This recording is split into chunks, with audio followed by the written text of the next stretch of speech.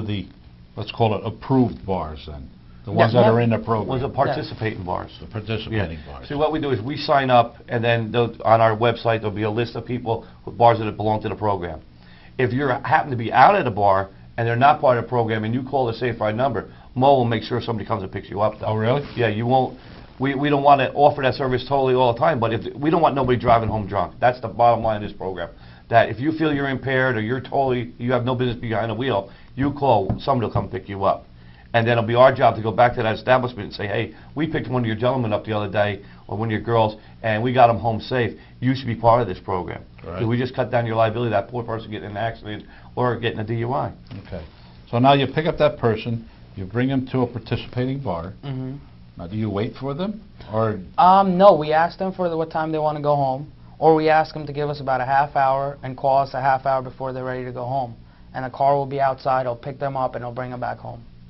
so it's really a door-to-door taxi limousine service. Yep, but it's focused strictly towards providing safe rides. I mean, the same ride that if you took a ride that cost $10 from us, you took it from a cab company, you probably pay $50.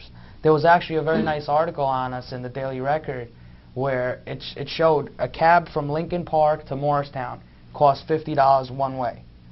Ours cost the guy $20 for the round trip. Wow. And it was 2 people.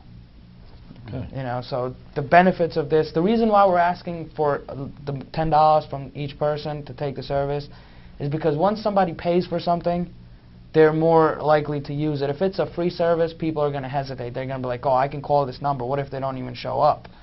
You know, once they paid the $10, they know we're coming back. Okay. Mo, why are you doing this?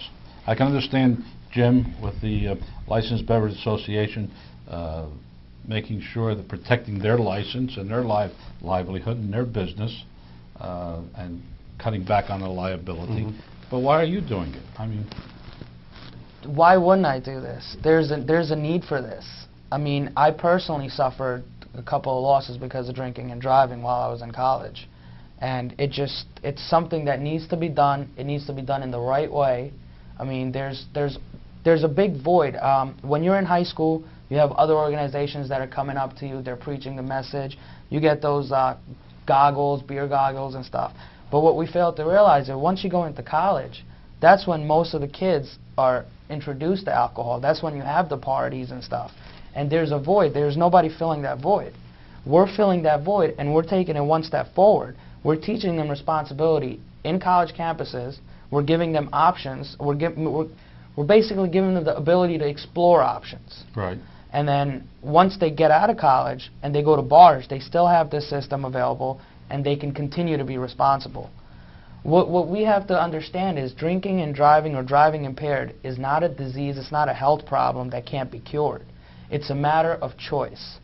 And the real problem in the past has been a lack of choices. And that's what our goal is. Our goal is to create choices for people. In the Beginner Center with this, we have cab companies in the area, and we'll call them at 1 o'clock at night and say, I need a cab to go to Denville. And they'll say, I'm sorry, it'll be an hour and a half, 2 hours. What am I going to do with this customer at that time at night? Now I either have to sit there or I have to drive them home. So with this program, it's designed just for the taverns. So if they make that call, they're going to get picked up. It happened in my place just last week. I had a customer who took a cab the night before. It was a lot cheaper than a Safe Ride service for him. And then the following night I called, and they said, I called at 1:45. They said, we won't be there for an hour and a half. So I called the Safe Ride instead. It cost the kid a few more dollars, but the Safe Ride was there in 8 minutes. And I'm not saying anything against the cab company because they have a tough job to do too. And that's why we had to come up with an alternative system. And we're all going to have signs in our place that says, okay, we have a Safe Ride. Here's the number of Safe Ride.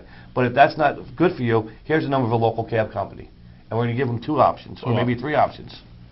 So it's not all about just running this club, but it's running the whole community of keeping people from driving impaired. Okay. How can the public help with this program? By using it, telling their friends about it. One thing I need to say, as a parent, I have a son that's 21 years old, just turned 21, and he's going through the I'm going to have a good time stage of his life. We've all been there, we've all done it. But he takes a Safe Ride 2 or 3 times a week. They come to the house, they pick him up at 9 o'clock, they bring him up, he comes to our establishment, plays pool, and then they pick him up at 1 o'clock and bring him home. I'm not worried about him when he's out. Right. How many times have you had your son go out at night and you know what they're doing, and you're worried about getting that phone call? And I do not want to be standing next to a casket looking at my son or my friend's son because of a DUI. One very important thing that the public can help with is going out to other bars that aren't members and telling them to become members, because that's how the program is going to grow. That's how people are going to have more options of going to more places, and that's the best way the public can help. We're not asking people for money. We haven't opened it to general donations. You know, the way people can help us grow is by actually supporting the program and using it and telling other bar owners to become part of it. Okay. Businesses, how can they help? Well, my feeling on regular businesses, we have vendors that we use every day. Our soda vendors, our fruit vendors, vegetable vendors. If we can get them to donate something to the program, we're going to sell more of their product. So if we have more people coming into our establishment, the more products being sold. So we're going to have to reorder and reorder. So local businesses can do that. They can help us that way. Or you go into the corporate business, and every day you see a thing on TV, I have this product, take a designated driver. We like to see them say, here's our absolute, take a safe ride.